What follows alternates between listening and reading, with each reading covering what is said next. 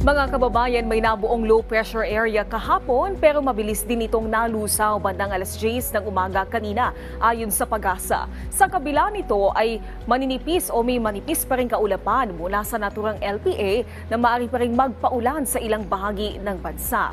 Pinaka-maaapektuhan po ng light to moderate na pag-ulan ang Visayas lalo na sa Negros Island. Bandang hapon hanggang gabi, ang maiksing pag-ulan ay maaaring magtagal ng 1 hanggang 2 oras lamang.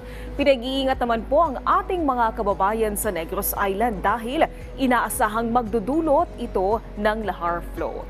Sa iba pang bahagi ng bansa, gaya ng Metro Manila at iba pang lugar, inaasahan ang maliwalas na panahon at tsansa ng kalat-kalat na pag-ulan bandang hapon o gabi.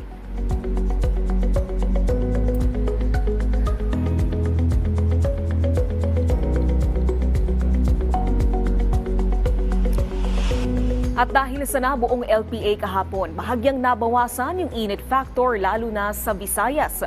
Sa kabila nito, nasa 21 lugar sa bansa ang maaari pa ring umabot sa danger level ang damang init lalo na sa Luzon. At sa update sa dam, patuloy na nakakapagtala ng bahagyang pagtaas ng level ang mga dam dahil na rin sa mga pag-ulan.